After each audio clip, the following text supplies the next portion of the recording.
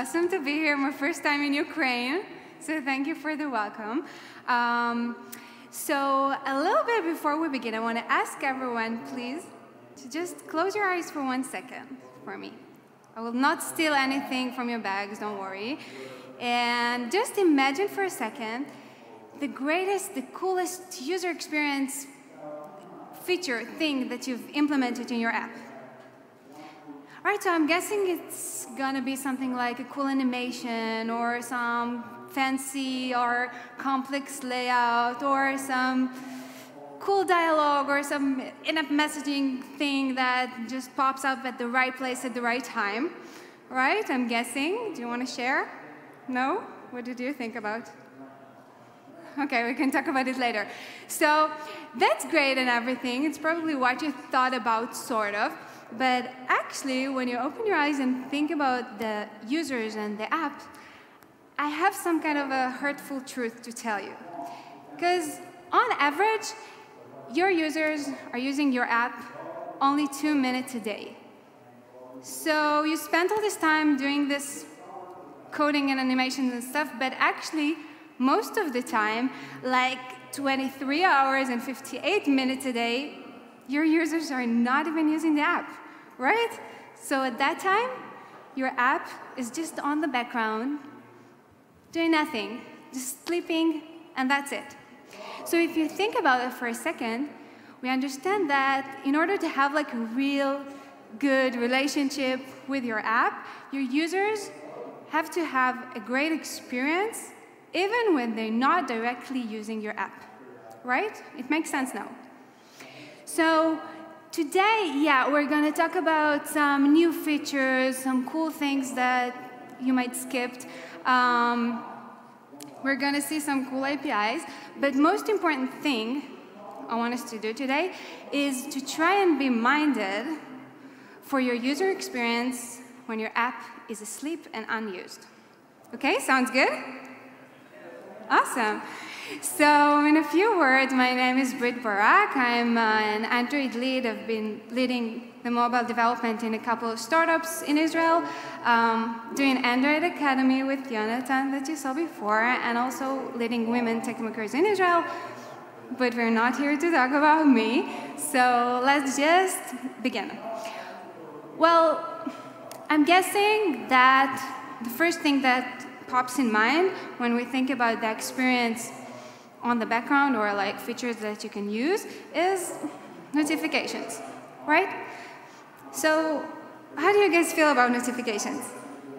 You love them? You hate them? You love them? Yeah, because usually like the relationship is kind of complicated, right? Because from one hand, we love them. We can see that they give us higher attention and users tend to click on notifications when they are sent. But on the other hand, and they also make the engagement, meaning the session, way, way longer if you came from notification versus if you didn't. On the other hand, we hate them. Like more than 50% of the users say that they hate and annoyed by notifications. And if we check out the reasons why users uninstall the apps, the #1 reason is annoyed by notification for many reasons. So let's think for a second, how can we be, on the first hand, how can we make users love our notifications? Well, first thing we need to realize is that, like I said, this time our users are not using the app. All right, so they're out there doing something completely different, and there they have a push with another content that they, well, didn't request directly at the moment. So what we want to make sure is that the notification and the content is relevant for what the users actually want to do. Well, first thing we need to do, or the most important thing, is to help the users understand, yeah, this is relevant for me right now. This means that the user have to realize the content really, really quick. All right, so a great way to do that, and hopefully you do that, is using the styles. right? We have so many styles that you can use and assign for a notification. We have the big picture and we have the big text that indicates really quickly for users what the content is about, right? It's very easy to scan and to understand. If you have more than one thing you want to notify about, like many messages or many events, something like that, we have the inbox style, which I hope you know, and on NuGet, we also got the messaging style, which is amazing. The formatting is really easy, really simple. It's really clear what we're notifying about, right? Another thing that we can use is the media style notification, which got a facelift on Android O, and now the image is way bigger and is colored. Why is it colored? Because if we have a media notification active, probably it means that there is some media that is playing right now, right? And therefore, it means that it's very important for the user, really relevant for the users once they want to do something. So we want to help them find the notification with the media, the notification that is most relevant for them, as quickly as possible. So like I said, on O, we started to have the colored notification for media. Just notice that other versions have different visuality for the notifications themselves. So just these are also stuff that you have to notice. Sometimes there are some more relevant tasks that the users are doing right now, and they need to understand, and they need to have the relevant notification to find it very quickly. So in Android O, the background notification are also made for foreground services or for like navigation tasks or for ongoing call. So it makes it really easier for the users to notice them and just find them and click them in a second. All right, because these are the most relevant stuff. Sometimes though, there are some tasks that we are doing on the background with our app, and you want to make the users realize that we're doing them, but, well, they're not the most important thing that the user needs to know. For these ones, we can use the progress bar on the notification, which is a really nice and classic way just to know them, listen, something is going on, but you don't need to worry about that. Trust me, I'm on the background, but you can trust me for doing this task. All right, so other than that, many users like to use notifications as like a to-do list, right? You have this many to-do lists on the top, and then you can like cross things that you did or just check them off, meaning that you did them. So anytime you can make your notification do something for the user without having the user need to open the app is amazing. It's very useful because people say, users say, like more than 50% say that if the notification is not useful for them, they're going to remove the app. Just for you to know. So, of course, if you can use actions to do some stuff on the notification without opening the app, it's going to be very good for you. Once again, we have to notice the differences in the API's versions. That's really important. Another type of action that came in with NuGet is the direct reply that you can do it. It's really easy. So do it if you need some textual information from the users, like messages, like uploading any kind of textual information. We have the direct reply for that. Now, being useful is great. Being not useful is not great.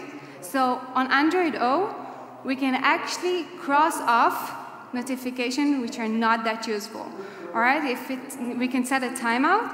For example, if I had the longest day and I left the office at like 10 p.m., no, I don't want to see that my favorite bar had a happy hour until 8 p.m., right? It just doesn't make sense. So Android O allows us to do a timeout, and also the system gives us a snooze button. You don't need to do anything. The users can snooze the notification to come back later whenever the users want. Okay, so notifications are great and everything, but we love them as developers too much. We send tons of notifications, and things get pretty messy on the user's end. And we need to take care of that because users started to get annoyed. We have so much notification on our phone. We actually saw that 40% of Android users, 60% on iOS, by the way, just opened up the notification. And it was 70% of the users who uninstalled the app. It was because of too many notifications. So we need to take care of that. We want to be more focused on the content that we give the users when they're not using the app. Like we said, they do not use the app. We don't want to make mess for them for something they didn't even request right now, right? They're not using the app. We have to be really focused on the content that we give them.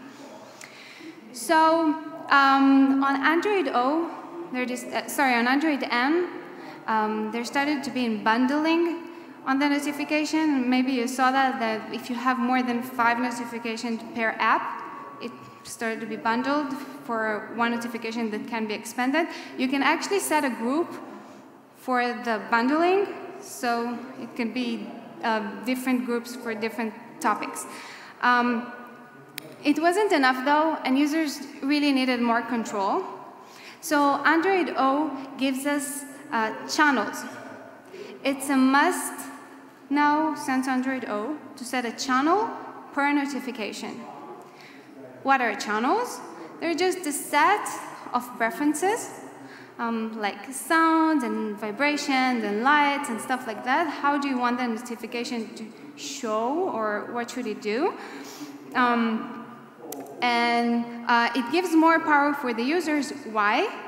Because we set the channel, so we set the initial preferences, but since then it become the users, meaning the users can change anything. They can decide upon a channel that it's going to be muted, it's going to be silent, and you can do anything about that. All right, so this is something that you need to know and to be aware of. If you have on your app few accounts, for example, I have on my email, I have the account for my work and the account for my personal account, so I can manage the channels, the same channels for each account differently, and this is called a group. Okay, so we need to set a group. Now, we talked about focused, and we need to be focused, so sometimes the focus of the user is about an app. There is an app, and they know they need to do something or to realize what is new about some specific app. So Android O started giving us notification dot, which means that if there is a notification, an active notification for an app, there's going to be a small dot on the icon itself, on the launcher icon. And if you long click on that, you can see which notifications were there. So started talking about the launcher icon, and this brings me to something. Well, the launcher icon is sort of the business card for your app, right? It's the first thing the users see, and the first thing they're going to see probably on every session. So we have to make sure that they, know our launcher icon and that it looks good and provides whatever we want it to provide. And I looked at the launcher icon for Chrome, for example. So on my phone, it looks like that. And then I found another phone, and it looks like that. And then I switched to a different launcher at all, and now it looks like that. Like, this is not a Chrome icon. It doesn't make any sense. So to resolve this problem, that for different launchers, there were many different ways that the launcher icon was presented. And in Android O, we have the adaptive icons, right? So what does it mean? It's just that the parts of the icon were separated. So we, the developers of the app, have to provide a background drawable, a foreground drawable, and the launcher provides a mask. We don't control it at all. The mask can look like this, can look like this, can look like this. We don't control it at all. The thing is then going to be on top of the icon, the drawables that we gave. So the visible icon is going to be something like this, and then other launcher it can be something like this or like that. The visible icon now is 72 dps. It used to be 48 dps. But since, as you see, the background and the foreground drawables are on different sizes, bigger sizes, it leaves us lots of space, first, to make sure that the notification icon of the launcher or of the Android O, the new ones, they have enough place, they look good. Launcher icons that support animation, we can now make sure that it looks good. So that's the reason for that. Now, why is it so important? Because first impressions are really, really, really important, right? That's the way it is. You don't have a second chance for a first impression, never. And users, they're really serious about that, right? There are research that show that 29% of users would actually just close the app immediately if they didn't find what they are looking for quickly enough. And quickly enough is a matter of a couple of seconds. So that's the reason we really want to be quick in getting the users what they want to get. So usually, we know the core functionalities of our app, and we can just divide them beforehand, before the users, with the usage, and set up a shortcut for the core functionalities, right? So if I have my phone app, one of the core functionalities is to create a new contact. So why not create a shortcut for that? Why should I need to open the phone app and then to get a contact? We can save all this time. Long clicking on the launcher icon would present the shortcuts, and then we can just go into the action that we wanted. So, like I said, we can have the static shortcuts defined by XML even before we use the app at all.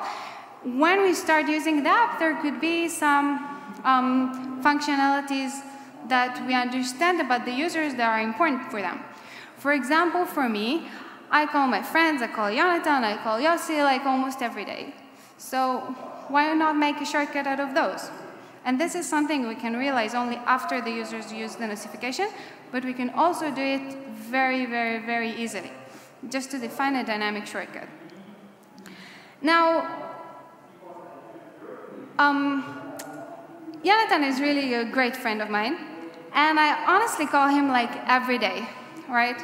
So why should I need a shortcut and decide to click on the app and then to click on the shortcut and so on, if I can just have an icon for the shortcut next to the icon of the app, right? Or I just want it on my